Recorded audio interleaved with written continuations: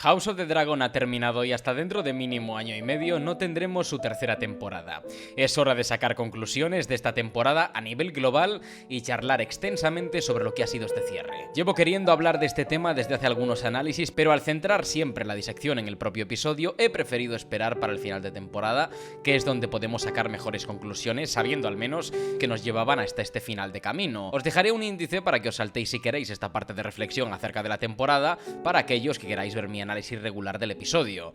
Dicho esto, he de decir que esta temporada de House of the Dragon me ha encantado. He vivido todos los episodios con mucha anticipación y emoción, estoy enamorado del genial grupo de directores que ha conformado HBO para esta serie y en general con el trabajo global desde todos los departamentos técnicos. Lo único imperfecto o asimétrico de esta temporada con respecto a esa excelencia es el guión, y no porque sea malo o deficiente, sino por dos problemas principales: el ritmo y el fanservice. Cuando en el episodio piloto de esta serie se menciona la profecía, el príncipe prometido, los caminantes blancos y a Daenerys Targaryen, ya sabía por dónde íbamos a ir. Y a pesar de que la primera temporada fuera sobresaliente, cada vez que salía este tema solo podía recordar el amargo final de Juego de Tronos. ¿Por qué nos iba a importar la profecía y la construcción de un evento que fue decepcionante? ¿Por qué querríamos hypearnos con algo que fue en todo sentido un suceso que queremos enterrar para siempre? Creo que este error de concepto, bajo mi punto de vista, tiene que ver con recuperar la audiencia de Juego de Tronos para aquellos que no les interesaba una historia con unos personajes diferentes.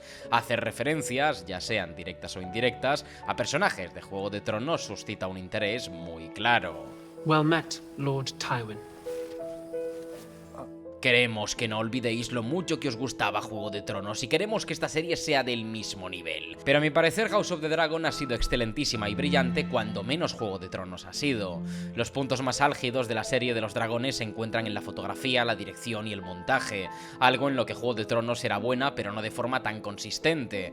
La serie original arriesgaba y se desataba visualmente en los momentos más impactantes, y no es que fuera irregular, simplemente prefería centrar sus esfuerzos en otros apartados. House of the Dragon es mejor que Juego de Tronos en muchísimos departamentos, lo que no quita que su forma narrativa sea diferente.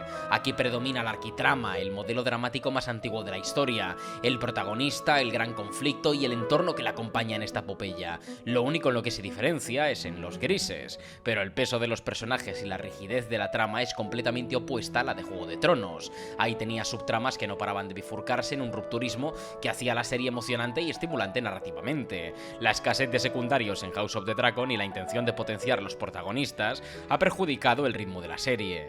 Es por esa razón que tramas como la de Daemon, considerado protagonista, se siente tan saturada, y la de personajes como Reina o Baela, considerados secundarios del secundario, tan vacías. Esta concepción de la trama es lo que ha hecho que esta temporada se sienta extraña y poco densa, porque no tenemos la oportunidad de ver las consecuencias de las acciones de cada personaje, más allá del salón de Harrenhal, el set del maldito barco, el consejo de desembarco del rey y Rocadragón captados en loop. La falta de personajes secundarios, más allá de los que van a tener un impacto directo y potente en la historia, como Hugh y Ulf, o los hijos bastardos o no de los protagonistas, provoca que nos sintamos la temporada como una en la que está sucediendo una guerra, y eso genera un desequilibrio que nos hace sentir que los personajes expresan verbalmente que hay una guerra, mientras nosotros no podemos sentirla, porque falta perspectiva.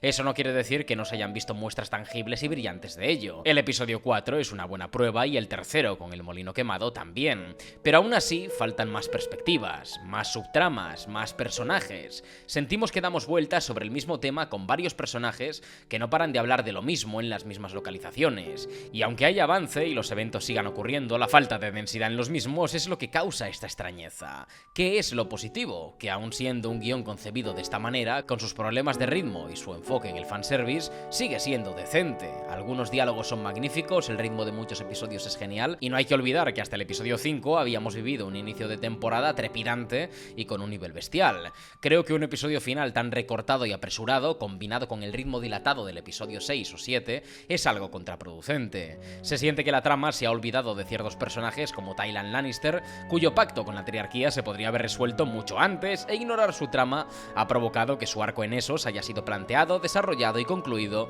en un episodio. Algo que se nota y hace que la trama de la triarquía se sienta sienta apresurada. Cuando esto ocurre, se entiende menos que esta temporada haya dado muchísimo peso al desarrollo de los personajes, a fuego lento y con escenas íntimas en todo momento.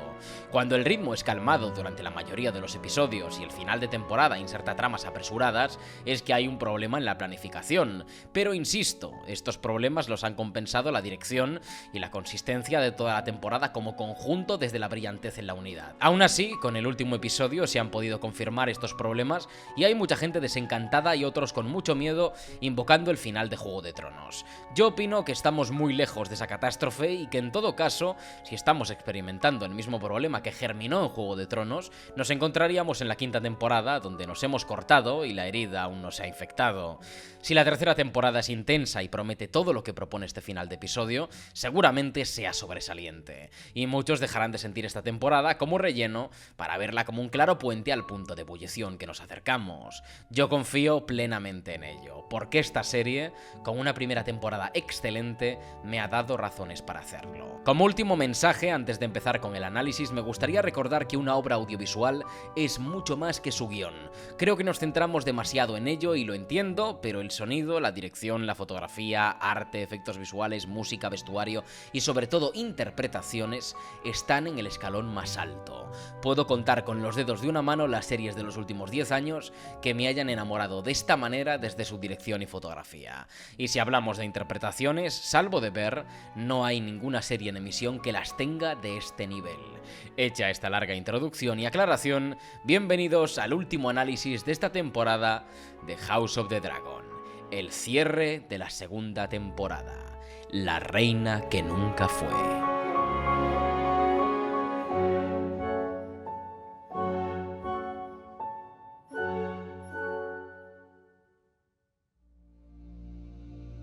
He empezado diciendo que este episodio acusa el problema de ritmo y entramado que arrastra la temporada desde su concepción, y aunque se sienta apresurado y raro en algunas escenas, la mayoría está cargada de un contenido narrativo, interpretativo y visual de escándalo, así que vamos a hincarle el diente, pero tampoco sin pasar por alto aquello que no me gustó del episodio. De la escena de la triarquía me quedo con este tema que es una reminiscencia al tema de los Velaryon.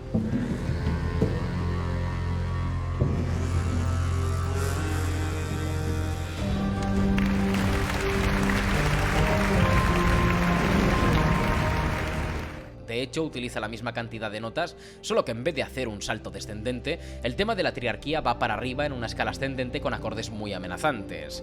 Insisto en que de esta trama poco voy a hablar porque me ha parecido más propia de los Vengadores que de Juego de Tronos. Los orientales estereotipados y la comandante pirata con los dientes más blancos que he visto en mi vida, por lo que sea, no me embelesan. Pero me quedo con la respuesta más Lannister que se podría haber dado a este enunciado en la historia de la humanidad. I want you to fuck my wives. How many words do you have? Me habría gustado ver mucho más de la masacre en Puntiaguda, pero igualmente la escena consigue, gracias a Patel, una conexión visual entre Aemond y Aegon. El plano que ilustra esta conexión es fantástico porque muestra a ras de suelo el incendio de la ciudad, mientras en el fondo del plano permanece Vhagar. La directora corta el rostro de Aegon quemado y con la mirada perdida. La plasticidad diagonal del plano, con las llamas en el cuadrante inferior derecho, conectan con la piel quemada del rey y también exponen la diferencia de carácter entre ambos, cuyo sentimiento expresa Aegon poco después a través de esta frase. Fucking mad cunt.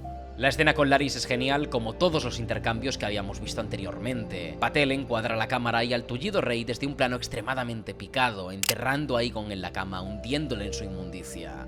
Pero Larys llega para equilibrar la composición, para canalizar la desvivida luz que intenta penetrar en la habitación. Aegon se emociona pensando en cumplir una gesta que su propio padre llevó a cabo, bajar hecho añicos a la sala del trono y someter a sus enemigos, pero el racionalismo de Larys le baja de ese sueño. La dinámica entre ambos actores es maravillosa y Tom Glynn consigue transmitir todo el dolor de Aegon en cada frase, cada susurro, cada palabrota. Está harto de vivir y aún así cada día que pasa se agarra a la vida.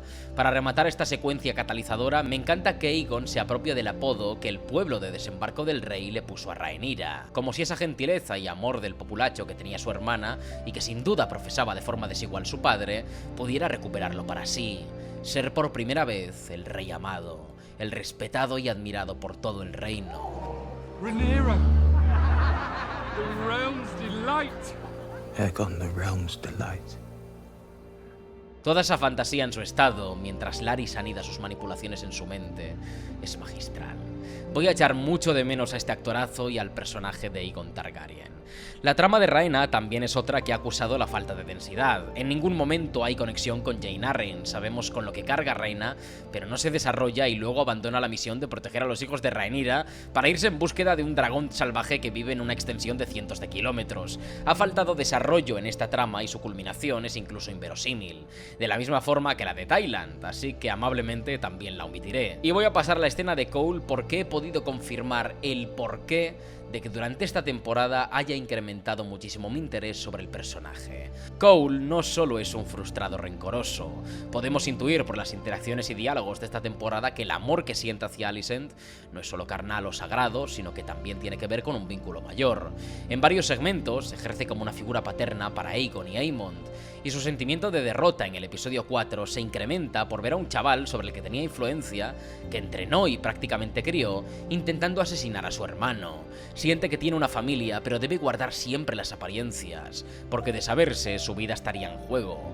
Esto lleva a que el personaje se contenga y en esa contención completamente forzada y autoinducida, sufre y acaba descargando todas sus frustraciones sobre los inocentes y valerosos cuya espada está jurada a defender. La muerte de Arry, que es el mejor ejemplo. Cole admite en este momento que su única filosofía era la guerra, que nunca quiso verse entrometido en estos líos de faltas cortesanas, pero que se ha visto aún así inevitablemente abocado a ello. Un hombre corrompido que abraza su oscuridad y la reconoce de una forma completamente canalla. Cuando Wayne le confronta, Cole cae en una espiral de nihilismo que pone en duda la integridad de todos los hombres, que observa de forma oscura cómo el honor es una niebla que se disipa al amanecer. Una de las mejores frases de la historia de esta saga. Y después de hacer esta asunción, después de destrozar el honor y el deber frente a Wayne, un joven perteneciente a una de las familias más antiguas y partidarias de la tradición de todo Poniente, Cole le revela una sincera pero no menos amarga verdad.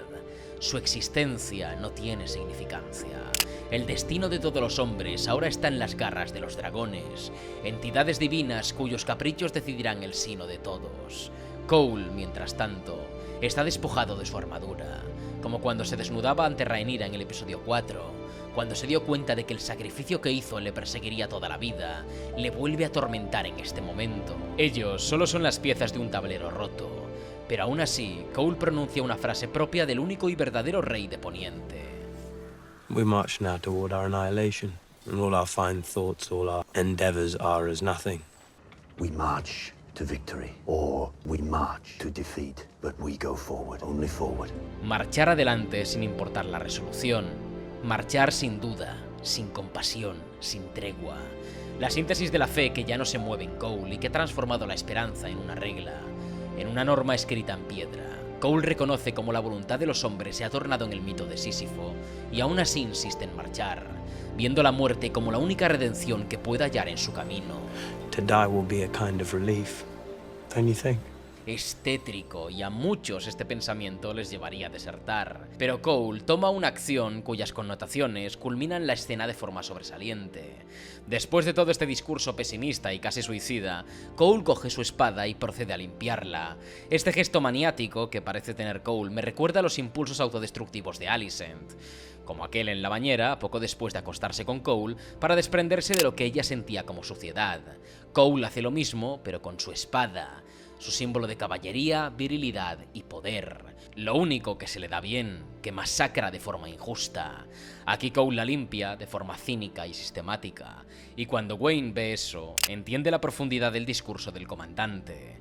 Él admite que vivimos en pecado, que sucumbimos a nuestras tentaciones y que eso es lo que nos hace humanos, que la fe perfecta es imposible, pero que aún con nuestras malas acciones y nuestros pecados, intentamos alcanzar la gracia y la virtud mediante su expiación, mediante su confesión o su arrepentimiento, mediante su limpieza, y eso es lo que le sigue impulsando al ser humano para seguir luchando contra el pecado y contra su fe, para seguir adelante aún sabiéndose condenado. Este principio es el más adecuado para definir la fe de Ser Criston en su forma más religiosa. Cole seguirá luchando e ignorando la autocompasión porque es la única forma de redimirse. El plano en el que él alcanza esa verdad lo vemos de forma contrapicada y no paraba de recordar ese cuadro en el que se remarcaba la culpabilidad de Ser Criston, observándole, enterrado, atormentándole por sus crímenes en la tierra. Qué pedazo de escena y qué pedazo de personaje. Por cierto, el tema que suena cuando Cole procede a limpiar su espada y toda esperanza parece perdida en escena es el mismo que ambientaba el descubrimiento del Lord Comandante al final del episodio 4.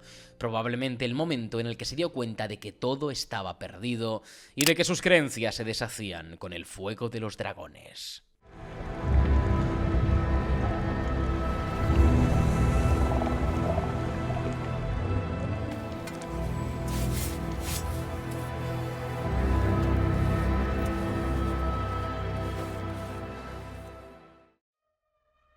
De la visión de Daemon tengo muchas cosas que decir. En principio, la conexión con Helaena, de lo que hablaré después, lo noté sutilmente en el tono de voz de Alice en escena. Es muy diferente al que suele tener, y en este momento se puede notar dulzura y cierta tristeza en su voz.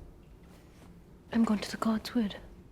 El lenguaje corporal también es calcado y entonces emprende su camino hacia el bosque de dioses. De la misma forma que en el episodio 3, Daemon vuelve a perseguir algo en la oscuridad. Otro canto de sirenas noctámbulas al que acude. La luz es idéntica a la de aquella noche en la que Alice le reveló aquí mismo su destino a Daemon. You will die in this place. Y en medio del camino, Alice parece convertirse en una criatura, o al menos proyectarla. Esta criatura es un humanoide con una cornamenta en la cabeza.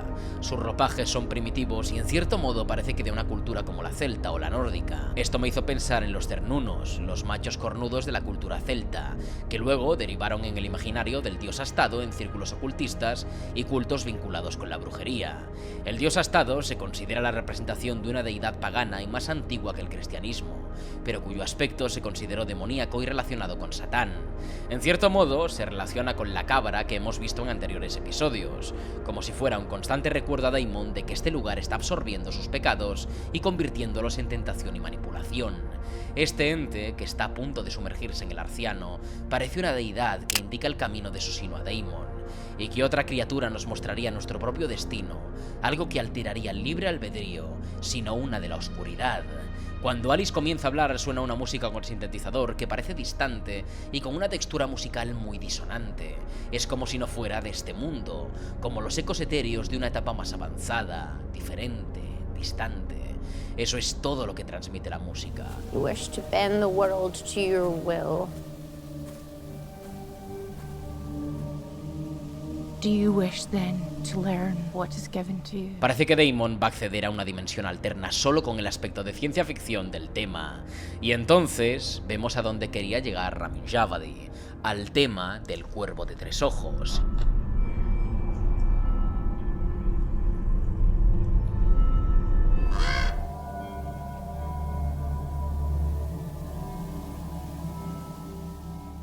Esa entidad inmortal cuyos instrumentos y armonía suenan diferentes al resto de temas de la serie, pues es algo que está por encima de la propia realidad. Es una deidad que teje la historia, y me encanta como aquí el árbol sangra abundantemente. No es simplemente una madera mágica, son los propios fluidos y las raíces del árbol las que te inyectan su poder. Y empieza la visión. Primero vemos las raíces sagradas de estos árboles conectándose con Brynden Ríos, el cuervo de sangre, que es el cuervo de tres ojos que conocemos en Juego de Tronos. Grité como una fangirl porque los únicos eventos que conozco de los libros acerca de la historia de los Targaryen son las rebeliones de los Fuego Oscuro, y Brynden es uno de mis personajes favoritos. Los insertos son rápidos e impactantes y se nos resaltan los detalles para que las imágenes se queden grabadas con trazos y contornos muy claros.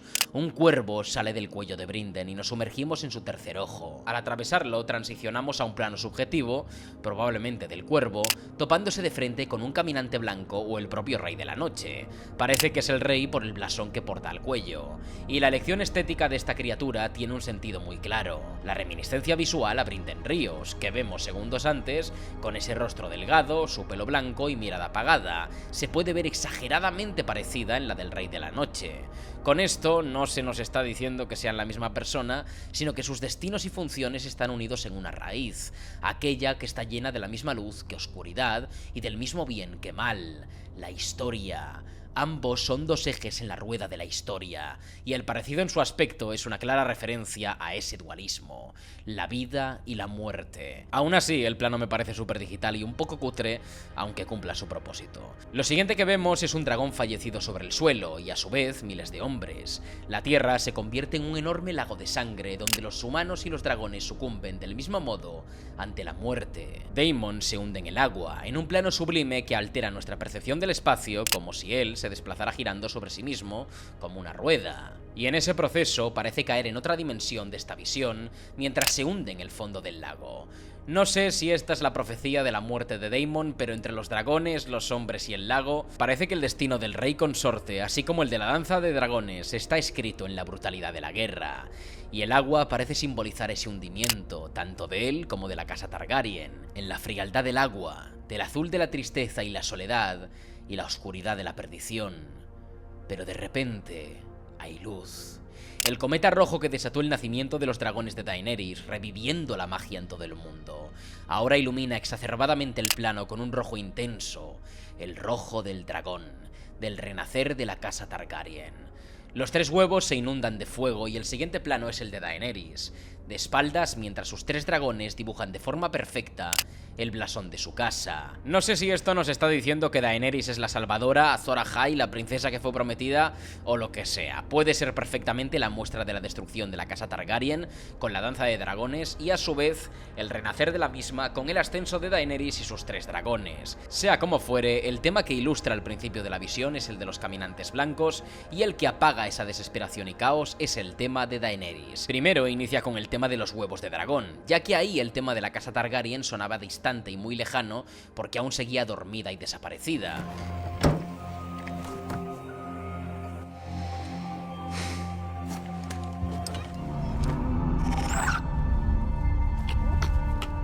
Para luego seguir con el tema de Daenerys, Love in the Ice, el que le acompañó durante toda la serie.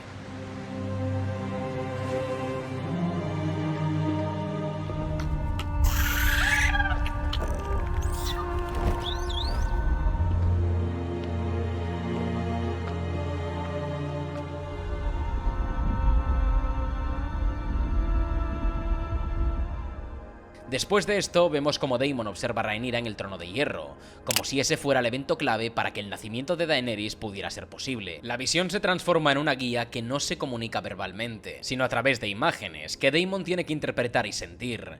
El azul que engulle a Rhaenyra en el trono es prácticamente un daño cegador a Daemon, que le deslumbra y sorprende, que ataca al fondo de su avaricia y ambición.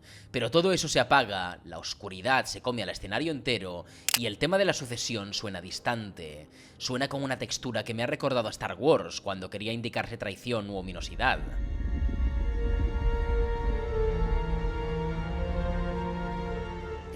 La sucesión parece levantarse temible ante Daemon y entonces aparece Helaena. Este momento me voló la cabeza porque no sé si Helaena es Alice, si 2 personas soñadoras pueden intercambiar momentos y vivencias a través de las visiones, o si simplemente son 2 entes con capacidad para procesar la magia y los sueños. Sea como fuere, la escena hace un paralelismo entre Alice y Helaena clarísimo. No solo cuando te muestra cómo ella habla con Daemon y se corta su rostro en primer plano, también que Alice no vuelve a aparecer en todo el episodio, que la cara de Helaena está imitando la de Alice, incluso su propio lenguaje corporal cambia, hasta la decisión de casting. Es tan claro que incluso en el diálogo que tiene con Aemon parece Alice hablando a través de Helaena. No hay ya inocencia ni miedo, sino desafío y cinismo.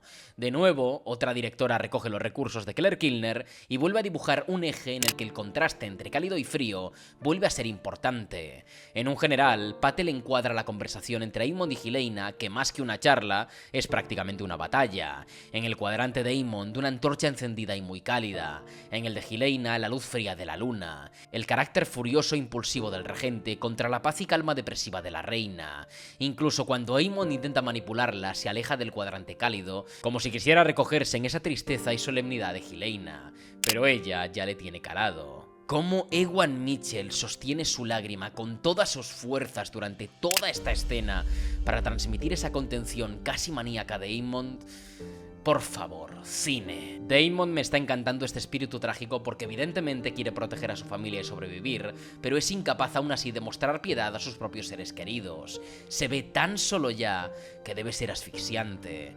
Y en esta escena demuestra ante Helaena lo extremadamente frágil que es, porque ante ella no tiene que interpretar a un personaje, aunque lo intente con todo su corazón. Y nos vamos a Harrenhal, que es de lo mejor que tiene este episodio. En la llegada de Rhaenyra podemos ver por fin cuál es la cantidad de hombres que ha reunido Daemon en las Tierras de los Ríos, y es totalmente ingente. El contraste entre Rhaenyra y Daemon llegando aquí me parece hilarante.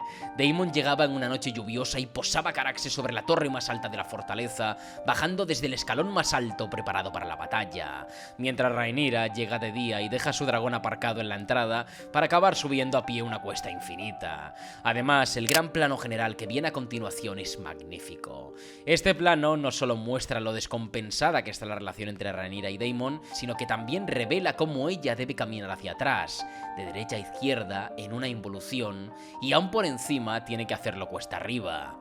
Esta sensación compartida con Rhaenyra se transforma en un pulso contra Daemon, ya que el plano es una reminiscencia visual a uno de la primera temporada, ese en el que Rhaenyra llegaba sobre Syrax para plantar cara a su tío en Rocadragón.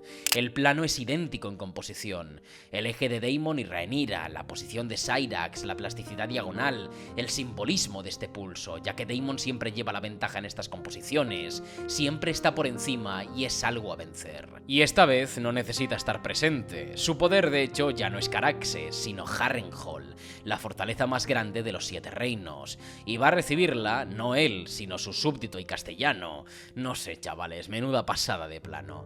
Me encanta el encuentro entre Daemon y Rhaenyra, de verdad, si a esta escena le omitís lo de que el invierno se acerca, es perfecta. Rhaenyra entra en el gran salón de Harrenhal, las ruinas se hallan imponentes, así como Rhaenyra, que vemos desde un gran contrapicado. Pero en cuanto ésta entra en la sala, la angulación empoderante se va y la vemos desde un picado que la pierde entre la multitud.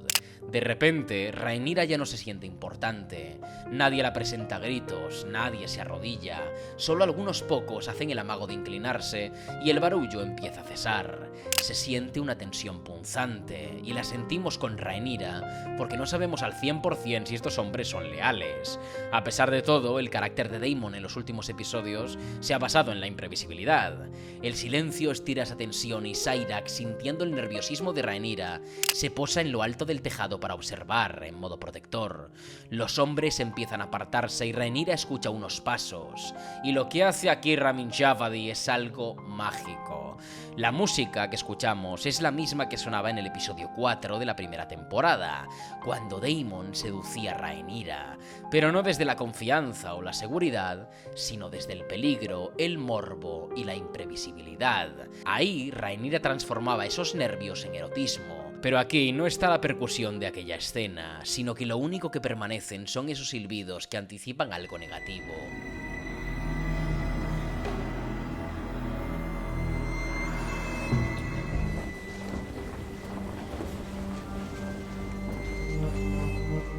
Rhaenyra ha vuelto a ser esa adolescente que profesaba admiración y devoción a su tío, pero desde la intimidación y no la confianza. En esta escena, como cuando era joven, depende de él, y esa determinación de Daemon la vemos de escorzo, como cuando la serie ha querido representar ese espíritu guerrero y ominoso, preparado para la batalla, como un lobo con la cabeza inclinada, retando con cada movimiento. Los hombres se detienen y la acción pertenece a la pareja.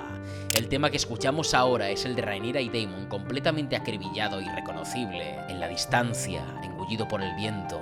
Emma Darcy está impresionante en toda esta escena. Si un actor consigue que empatices con él en casi todas las escenas solo a través de sus microgestos, es que estamos hablando de otra cosa.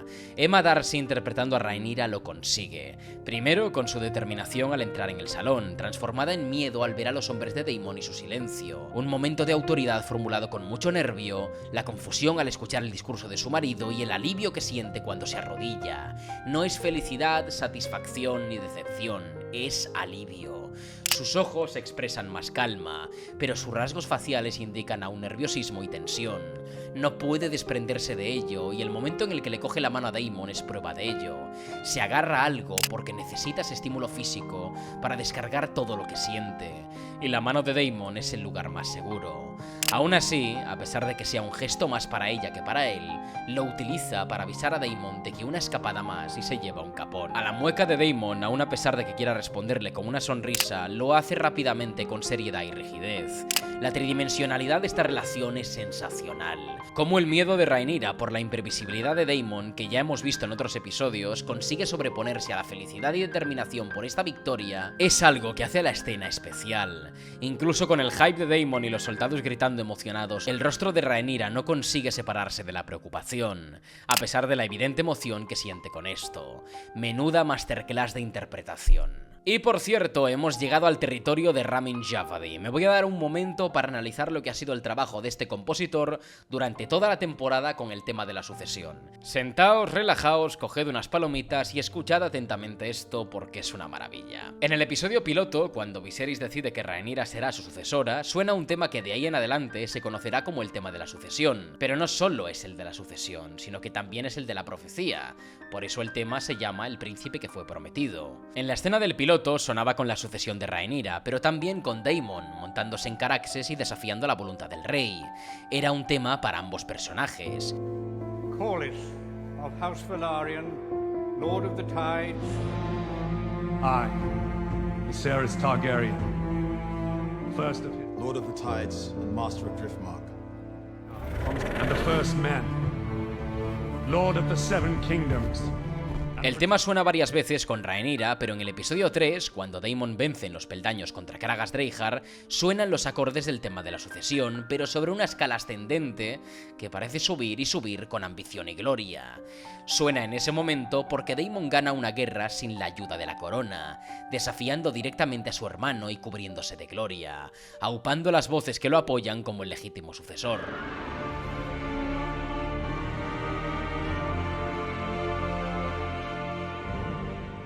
Era una victoria moral para su contienda como sucesor del rey.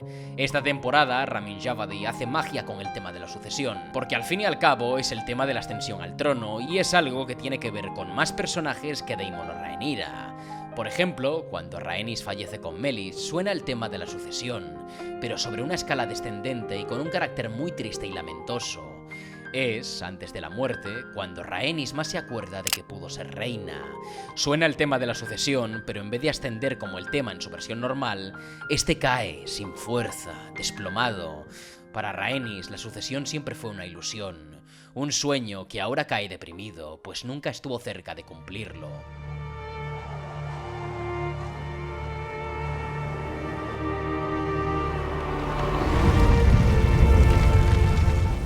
Justo a continuación, Ramin inserta los acordes de la sucesión como si resurgieran del motivo que ha sonado con Rhaenys, pero no suenan tristes o lamentosos, sino furiosos y oscuros. Está en una escala descendente mucho más disonante, y ese tema suena con Aemond.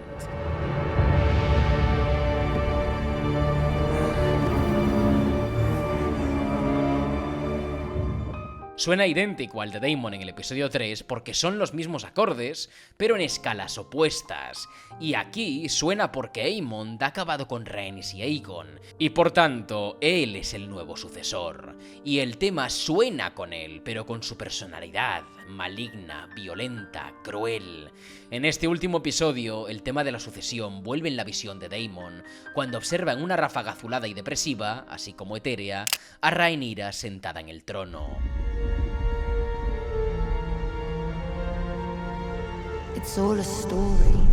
El tema de la sucesión suena distante y sobre una instrumentación más extraña, como si, para él, esto no tuviera sentido.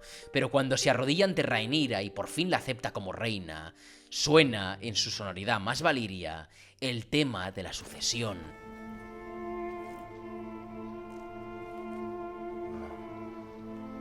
First of our name, until death, or the end of our story.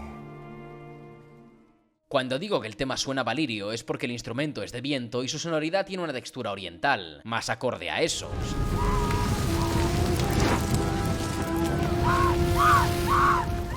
y suena con Daemon y Rhaenyra porque ambos son la sangre del dragón y ambos deben honrar la tradición. Y cuando todos los soldados se arrodillan, el tema transiciona a una instrumentación más occidental y clásica, con un grupo de violines celebrando la sucesión. Literalmente, los soldados de las diferentes casas arrodillándose representan estos violines en diferentes tonos, juntos tocando el tema.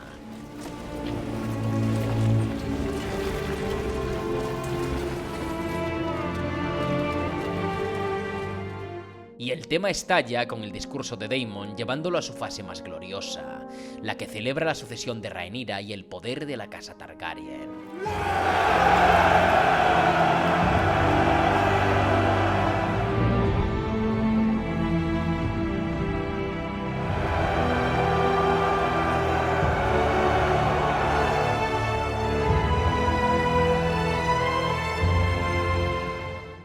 Y Patel, con una corrección muy sutil, encuadra a Rhaenyra sobre la luz, mostrando un halo en su contorno propio de un dios.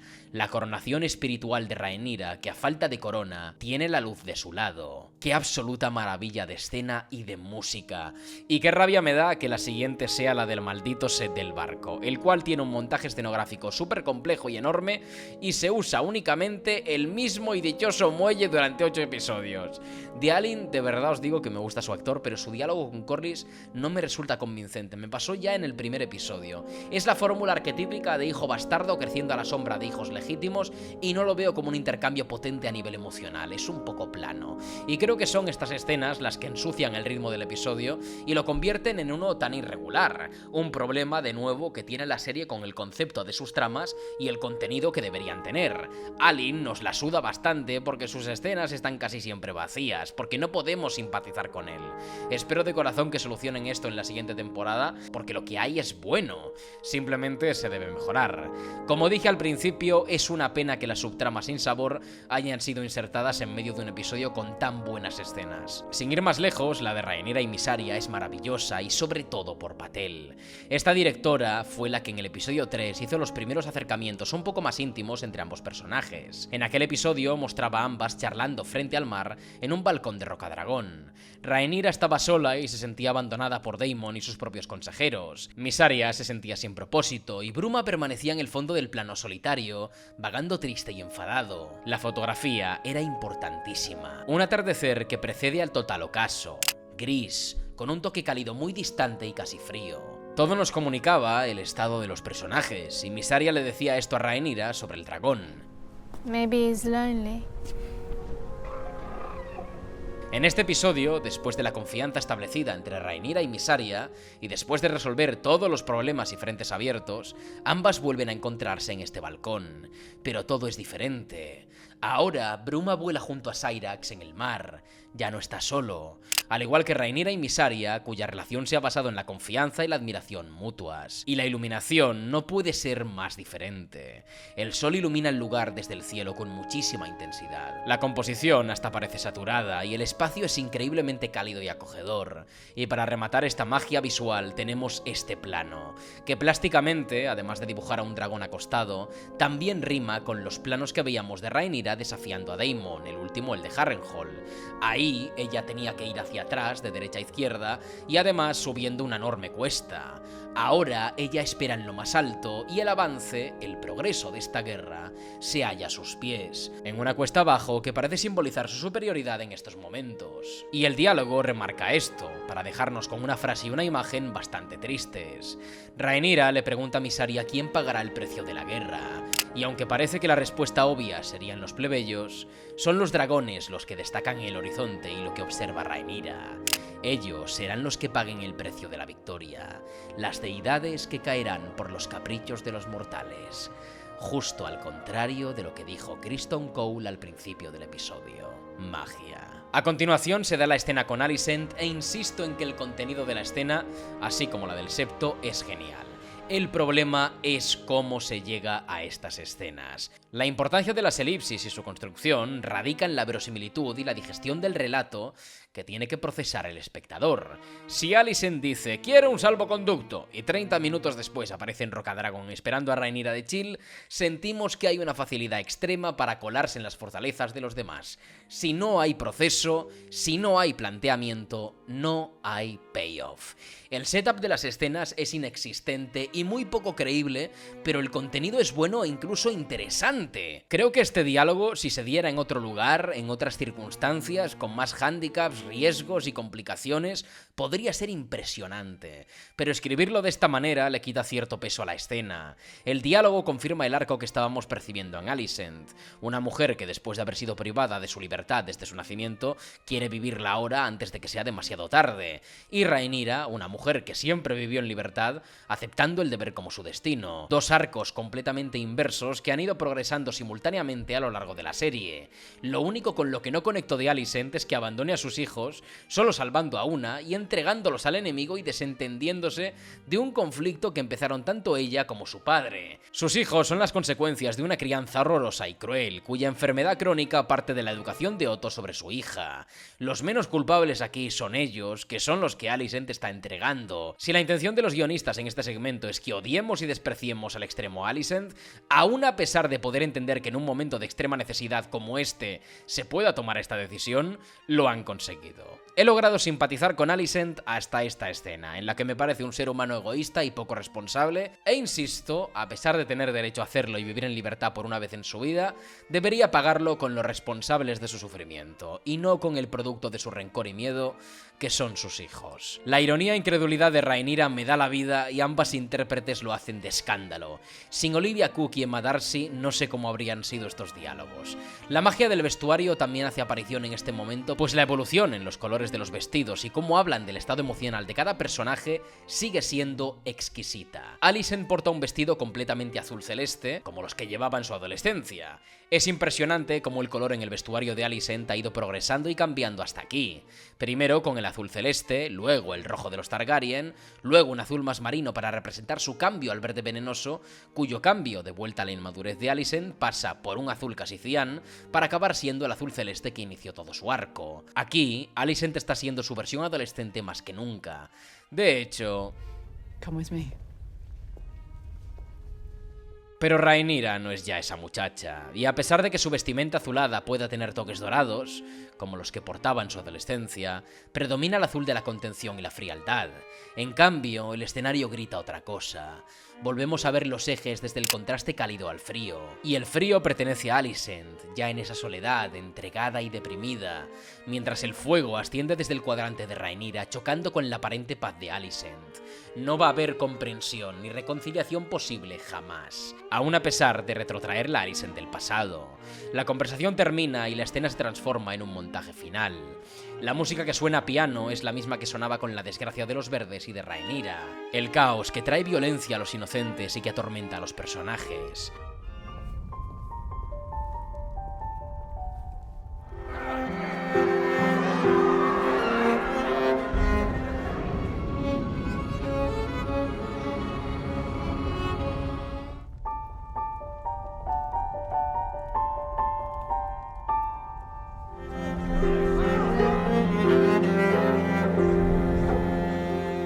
Ahora suena piano porque la danza de dragones traerá consigo un cambio de sistema. El piano es un instrumento cuya textura musical inspira modernidad. En Juego de Tronos, el compositor prescindió del mismo hasta la explosión del Septo de Baelor, donde se ilustraba el ascenso político de Cersei y la destrucción de la fe. También lo utilizó con el Rey de la Noche para exponer la caída de la humanidad, y en House of the Dragon suena en el tema de la sucesión y durante la muerte de Viserys. Aquí, el piano reproduce un tema tan lamentoso y caótico porque es la guerra que se avecina, una que lo cambiará todo para siempre, y ese peso recae en ambos personajes, porque todos comparten ese destino, y el montaje conecta a través de planos de talle y primeros cómo esta guerra tejida en las soledades de habitaciones íntimas afectará a todo el reino. La melodía de un piano solitario, que son Rhaenyra y Alicent, empieza a entremezclarse con la percusión de guerra y los grupos de cuerdas que dan fondo a la composición.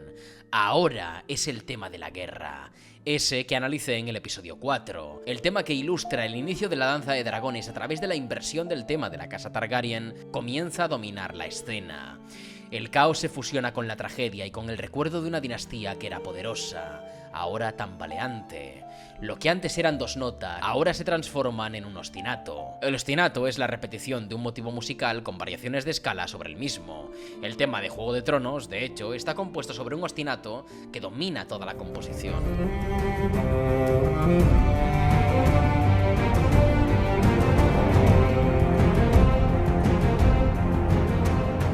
Una constante repetición de poder que ilustra el bucle violento de Poniente.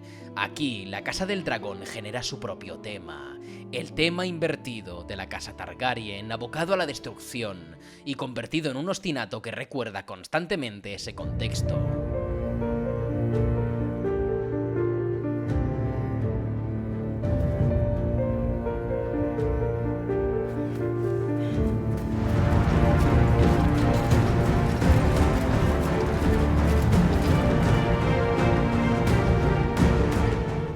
Y mientras ese ostinato forma el cuerpo de esta composición, se añaden otros motivos sobre el mismo. Temas como el de la casa Stark, Lannister o la triarquía se pueden escuchar claramente sobre el ostinato, así como otras variaciones que construyen la última frase de la composición. Una escala ascendente llena de epicidad y culminación, mientras los lazos narrativos de cada trama de la temporada, mejores o peores, se atan en un final que los lleva a su catarsis. El tema de la guerra, de la danza, vuelve cuando Alicent abandona Rocadragón y vemos a Aegon huir en la carroza. Todos hijos del deber, comendados a cumplir con las tradiciones, todos moldeados por sus padres, y sus padres antes que ellos, piezas de un largo y profundo linaje, maldecidos o bendecidos por este don. El mejor ejemplo son Rhaenyra y Alicent. La primera, una querida, validada y protegida por su padre desde joven, garantizada con la sucesión al trono. La segunda, una pieza política usada por su progenitor para ganar poder y criada y educada para ser una buena esposa y madre, privada de su libertad y bienestar para ser una máquina de hacer bebés, un veneno tan rencoroso que lo traspasa a sus hijos y ahora se ve repudiada por ellos y por su propio padre. Este dualismo entre ambos protagonistas se ilustra a través de la dirección y de la música. La primera hace un ejercicio visual con 4 planos. Primero, estos dos de Alicent y Rhaenyra. La primera observa de izquierda a derecha, mira hacia el futuro, hacia un lugar que la haga sentir libre. La plasticidad del plano, diagonalmente, dibuja de nuevo un dragón en el fondo, un espíritu amenazante en la composición. Esta lectura diagonal la dibuja también el plano de Rhaenyra, pero ella no mira hacia el futuro, sino al pasado. Alicent no quiere saber nada más del pasado porque considera que en lo que tiene que centrarse está en el futuro. Sin embargo, la promesa, responsabilidad y profecía con la que carga Rhaenyra están en el pasado, y solo el pasado es capaz de guiarle a la victoria y gloria de su casa. La frialdad de Alicent contrasta con la calidez de Rhaenyra, una se ha perdido y otra se ha encontrado, y ambos planos generales ilustran esto con una capacidad soberbia. El de Rhaenyra la encuadra en una de las formas romboidales de las librerías. Este símbolo, a través de su simetría y formas diagonales, transmite equilibrio, fuerza y trascendencia. El misticismo de su forma tan pronunciada en un mosaico refuerza el poder y el estado actual de Rhaenyra. Ahora mismo, sobre ella recae toda la historia Targaryen, la supervivencia de su casa. Pero ella la acepta con determinación, aun a pesar del gigantesco tamaño que carga sobre sus hombros. Mientras tanto, Alicent respira con alivio, en un plano que expone su soledad, sin propósito, sin responsabilidades y libre de todo. El aire en el plano y el horizonte tan bajo es lo que lo hace tan asfixiante. Es como si la tierra se le quedara pequeña a Alicent y el cielo, inalcanzable, tomara el poder de la composición. El sol, poniéndose en el ocaso, es una reminiscencia a aquel plano en el que Rhaenyra se encontraba sola, hablando con Mysaria. Ahora es la soledad de Alicent, y Rhaenyra está menos sola que nunca. Tiene todos los apoyos necesarios y el amor y devoción de toda su familia, aun con todo lo que pesa esa carga. La simetría también vuelve a indicarnos a quién le falta algo. En el plano de Rhaenyra, la simetría es perfecta simplemente por el concepto del mosaico, genera mucho orden y templanza. El de Alicent, en cambio, responde a un vacío. El sol no está centrado, sino a un lado, provocando que nuestra atención y el centro de interés estén inclinados a un lado por más masa visual y mayor luminancia, y no en el centro. Alicent siente un profundo vacío liberador y Rhaenyra un peso enorme que resulta agradable y ordenado. Y la música, como mencioné antes, también revela el subtexto de ambos planos. El tema empieza a sonar cada vez más furioso y presto. El ostinato vuelve preparándonos para una batalla y solo vemos a Rhaenyra. El coro del tema de Rhaenyra se pasa a este.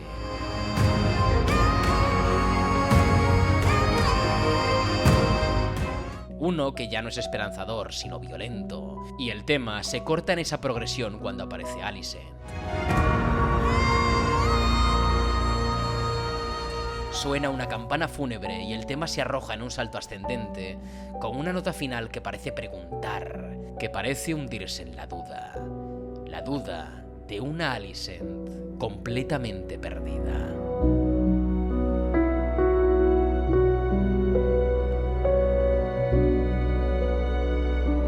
No sabéis la rabia que me da lo irregular que es este episodio. Muchísimas escenas son brillantes, la música está en su punto más álgido, la dirección de Patel es fantástica, la fotografía está en un nivel protagónico y el contenido de las escenas más importantes del episodio se siente interesante.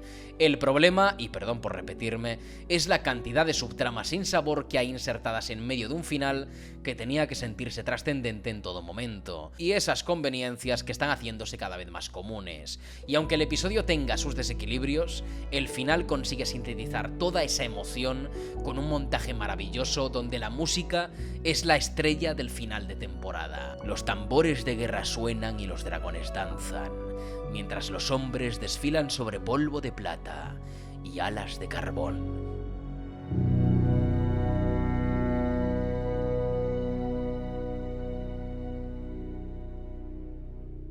Creo que ahora tenemos muy fresca la temporada y muchos están decepcionados con la falta de acción y la planificación de la trama, sobre todo por tener que esperar 2 años más a otra temporada, y de hecho lo comprendo y lo respeto.